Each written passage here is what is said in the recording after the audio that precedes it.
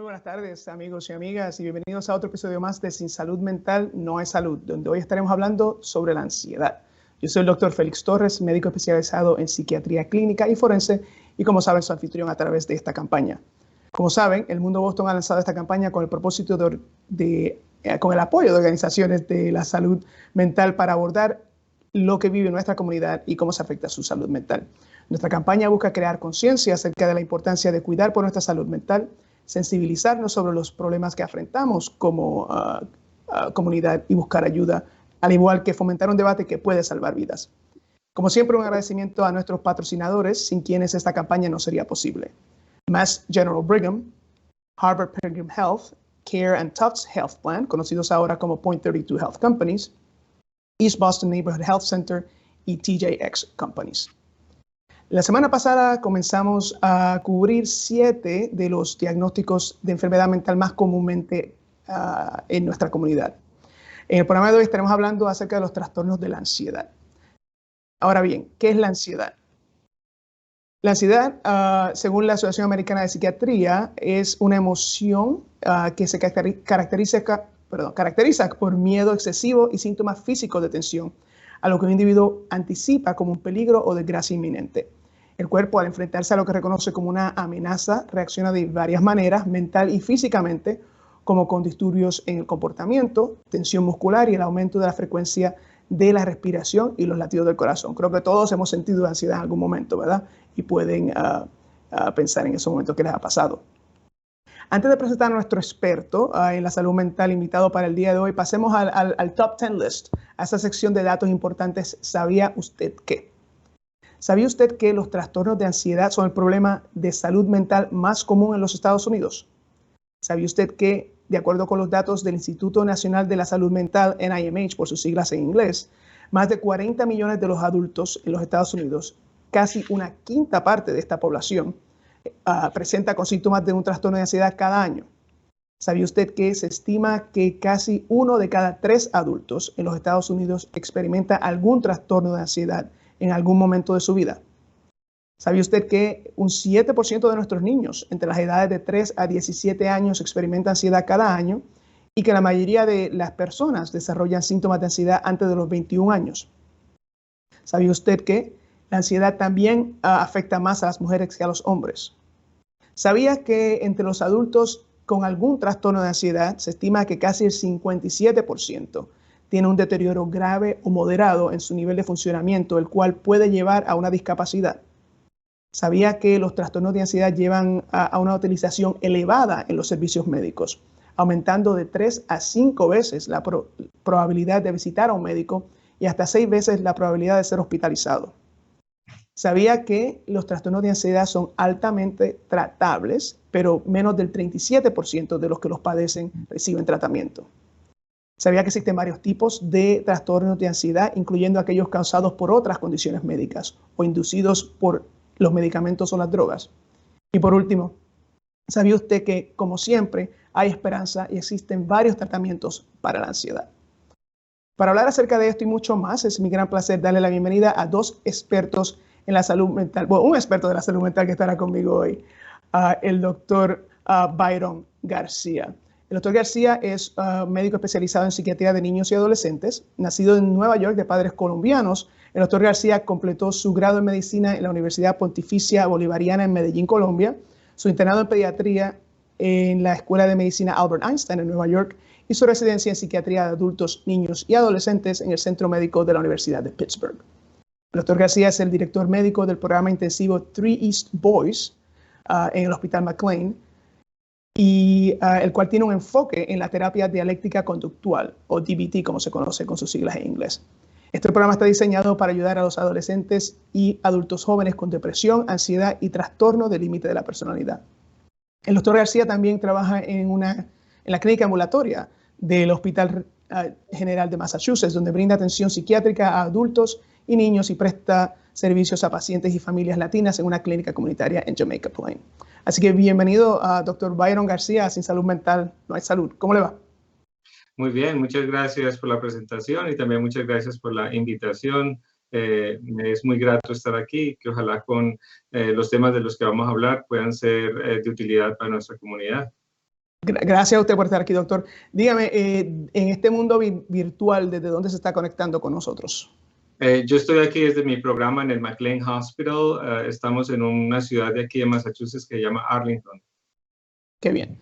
Y recuerden, amigos, antes que se me olvide, si tienen alguna pregunta para nosotros, por favor, hacerla en el chat, que yo estaré monitoreando aquí desde mi celular sus preguntas.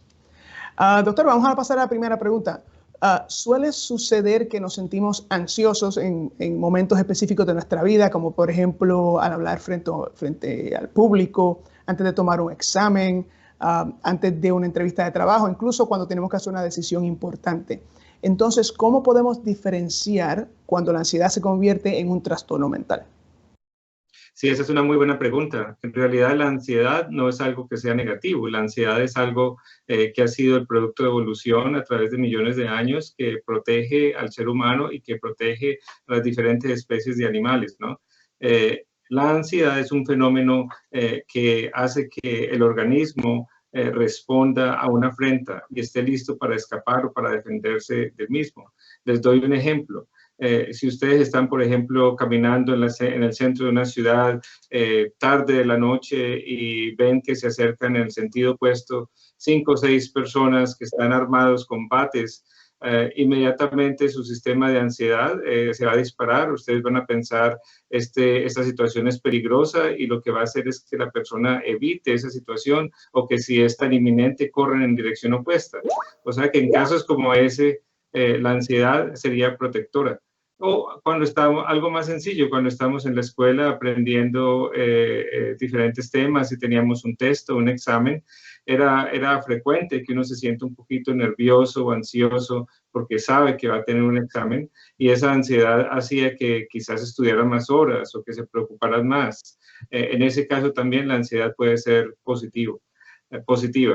Sin embargo, los trastornos de ansiedad en psiquiatría los definimos cuando diferentes tipos de trastornos hacen que el funcionamiento de esa persona se altere, que no puedan cumplir sus responsabilidades o sus actividades día a día. Por ejemplo, ir al trabajo, por ejemplo, que les vaya bien en la escuela, por ejemplo, interactuar con otras personas en general, o interactuar con personas en la familia, o en algunos casos extremos, la ansiedad puede ser tan severa que paraliza a la persona, que realmente no hace nada, no puede ni pensar, y en casos tan extremos incluso necesitan ser hospitalizados. Muchas gracias, doctor. Para que nuestra audiencia entienda, hay varios tipos de ansiedad. Vamos a hablar un poquito acerca de los diferentes tipos, desde los más a los menos comunes, entendiendo que hay un debate continuo acerca de estas estadísticas, y hoy nos vamos a enfocar en la clasificación del Manual de Diagnósticos y Estadísticas de las Enfermedades Mentales Psiquiátricas en su 5ª edición, el cual es publicado por la Asociación Americana de Psiquiatría, y también un poquito acerca con las estadísticas del NIMH, como mencioné. Cabe recalcar, amigos, que aunque un diagnóstico sea menos común, no significa que el mismo pueda afectar de manera significativa a la persona que lo padece. Así que no menospreciemos que sean menos comunes, porque realmente puede afectar a la persona. Entre los más comunes, doctor, está el trastorno de ansiedad, como la fobia o las fobias específicas. ¿Qué son estas fobias, doctor? Sí, las fobias específicas en realidad es el fenómeno de ansiedad, trastorno de ansiedad más común que existe. Básicamente es tener un miedo irracional con respecto a un objeto, a un organismo, a un animal, alguna situación que hace que la persona se sienta increíblemente llena de miedo, de temor, de nervios, se siente muy incómoda y quiere separarse lo más pronto posible de esa situación singular. Es mejor dar ejemplos. Todos conocemos personas que le tienen el pavor, que le tienen mucho miedo a las arañas, que si ven una araña inmediatamente gritan, brincan, si quieren esconderse, van del lugar. Hay personas que tienen fobia, por ejemplo, a volar en avión. Entonces, pues, hacen lo posible por no hacerlo. Hay personas que le tienen fobia, por ejemplo, a enfermarse, a los gérmenes. Entonces están lavándose las manos todo el tiempo, limpiando la casa todo el tiempo. Esas son quizás las formas más simples de fobias que son reconocidas. Curiosamente, porque el mecanismo más fácil para controlar la fobia es evitar la situación. Hasta cierto punto, muchas personas tienen un autotratamiento. Si le tienen fobia a las alturas, pues nunca se van a subir a un elevador, nunca se van a ir a una montaña, nunca van a ir a un sitio que sea elevado. Si le tienen fobia a los insectos, hacen lo posible por evitarlo. En fin, hay ciertas fobias que sí afectan más fácilmente la función de la persona porque están relacionadas con cosas que son del día a día. Por ejemplo, estar en un grupo de personas. Es casi que inevitable en algún momento en nuestras vidas diarias que no tienen que estar en un grupo en el trabajo o en la escuela o en fin, en la calle. Entonces, esa sería quizás de todas las fobias una que afecta mucho a las personas, que es la fobia social, que creo que vamos a hablar de eso más en un momento.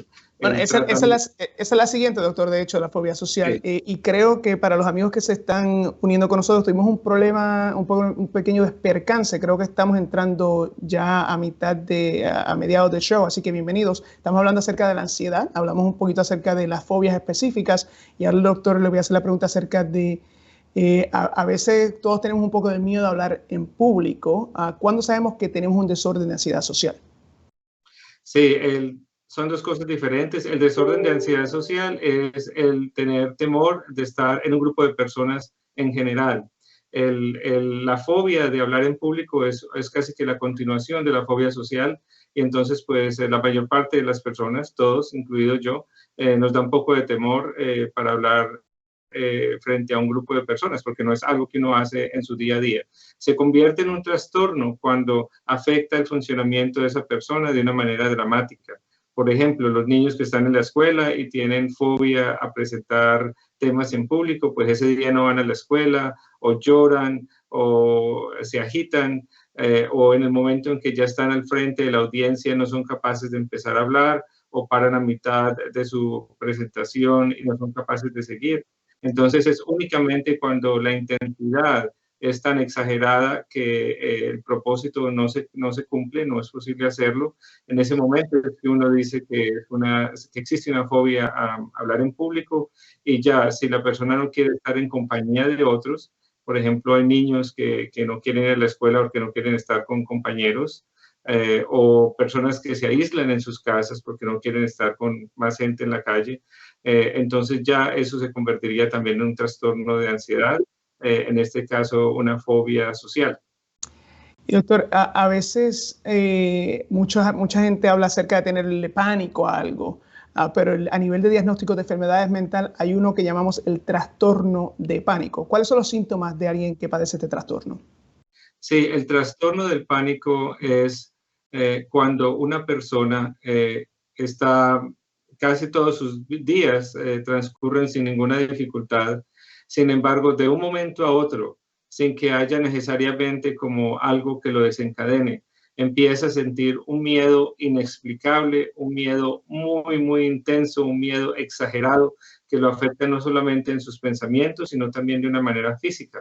La persona puede empezar a sentir opresión en su pecho, siente que su corazón palpita muy rápido, empieza a temblar, las manos le sudan, empieza a respirar muy rápido, a veces sienten molestias en el estómago y de nuevo, la palabra clave es intensidad. Cuando esa combinación de síntomas se presenta de una manera muy intensa por un periodo de tiempo, generalmente puede durar de 5 a 20 minutos, entonces eso se consideraría un ataque de pánico. Y cuando esos ataques de pánico son repetidos a través de las semanas o de los meses, entonces en ese instante es cuando uno diría, este es un trastorno del pánico, que casi siempre se acompaña con miedo a que les vuelva a repetir uno de sus ataques. Claro. Entonces, cuando uno está haciendo la entrevista de su paciente y la persona le dice esta historia con todos los componentes, entonces en ese momento sería cuando uno diría que puede hacer ese diagnóstico. Esta persona tiene un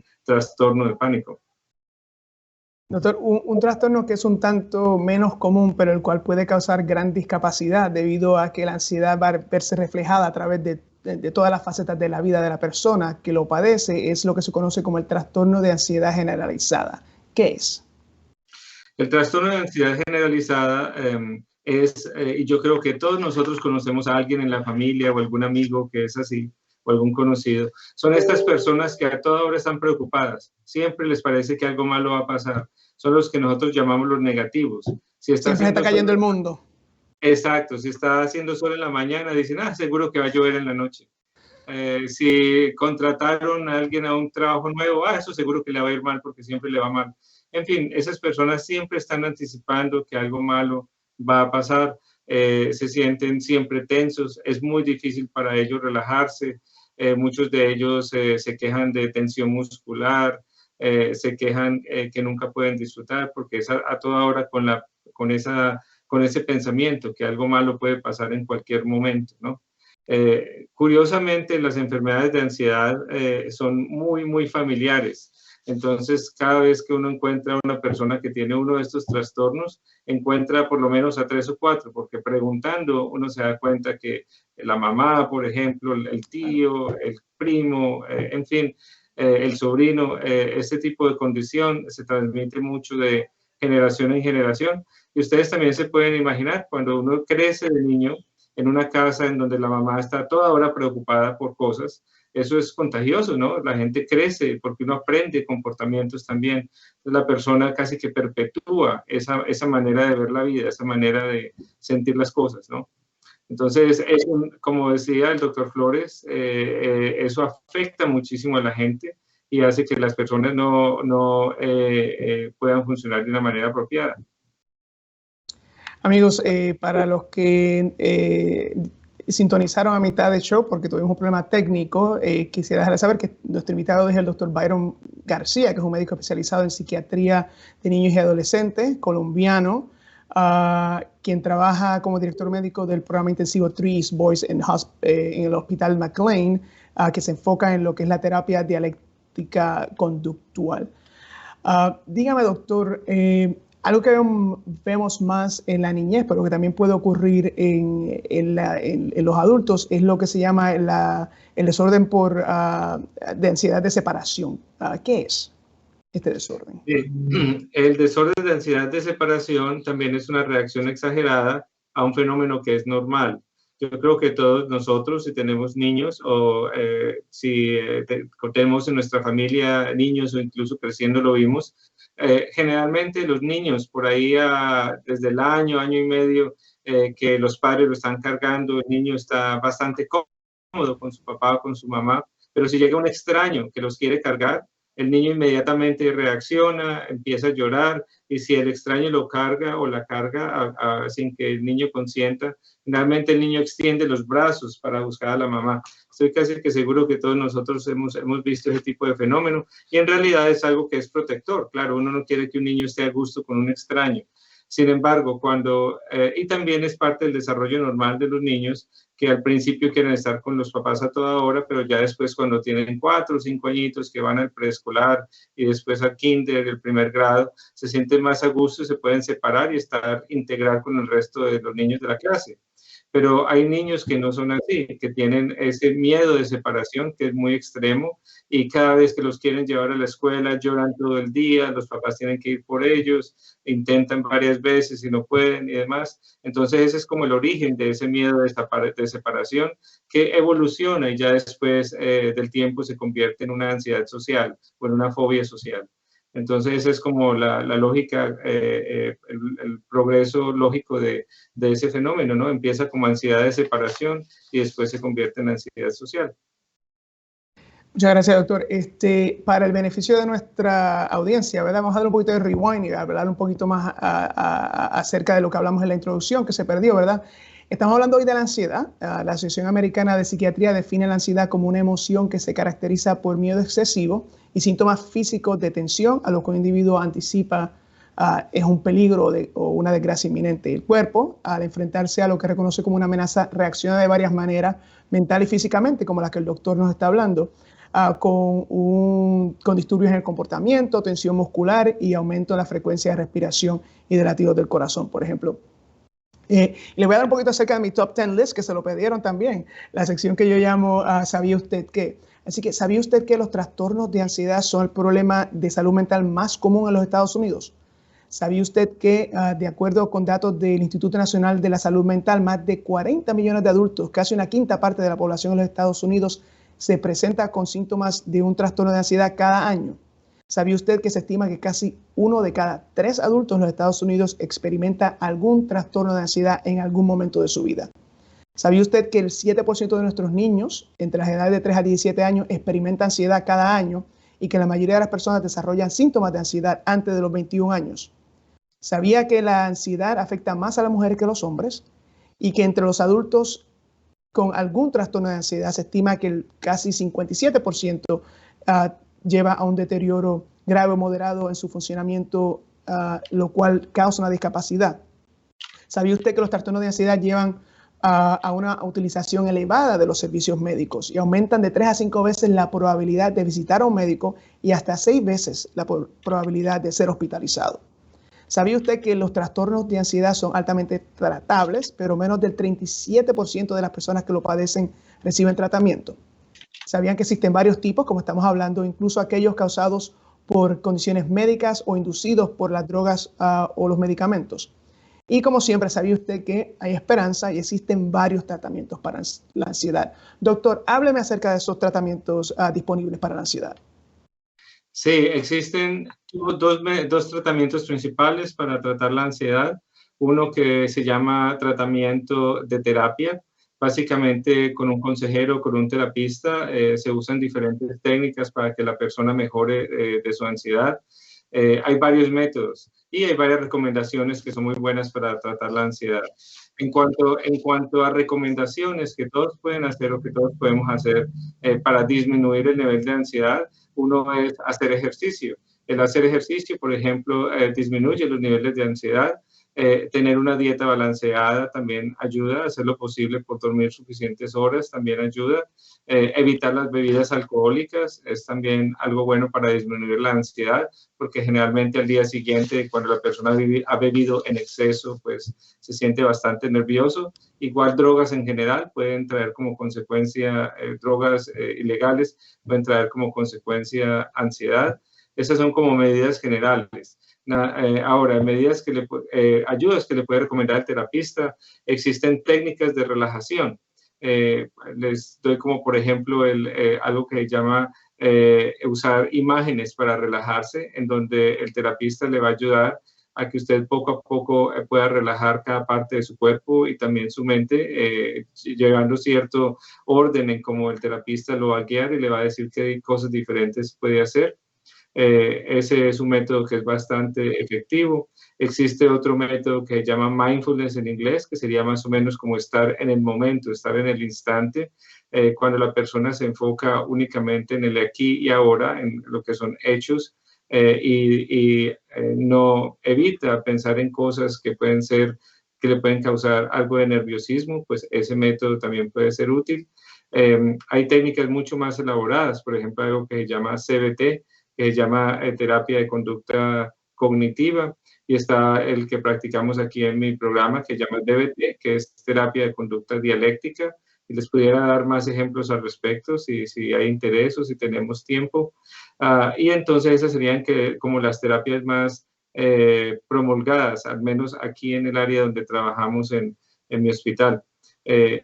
Ahora, existen también medicinas que han sido establecidas que sirven para el manejo de la ansiedad. Las que se usan más son medicinas que aumentan el nivel de una sustancia en nuestro cerebro que se llama serotonina.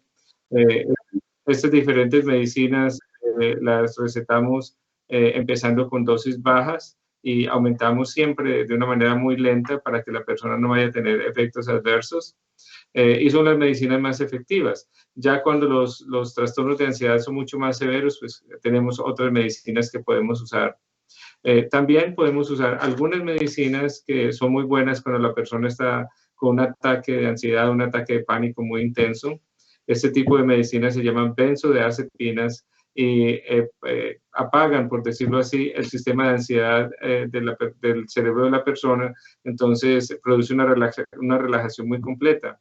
El peligro de estas medicinas es que si se usan de una manera descuidada pueden producir adicción. Lo que yo les puedo decir es que afortunadamente existen muchos métodos para tratar la ansiedad y es fácil ayudar a las personas con el tratamiento adecuado que se mejoren. Claro. Sobre todo en la mayor parte de los trastornos de ansiedad Hay un par de trastornos de ansiedad que sí son muy, muy severos, que requieren mucho más tratamiento.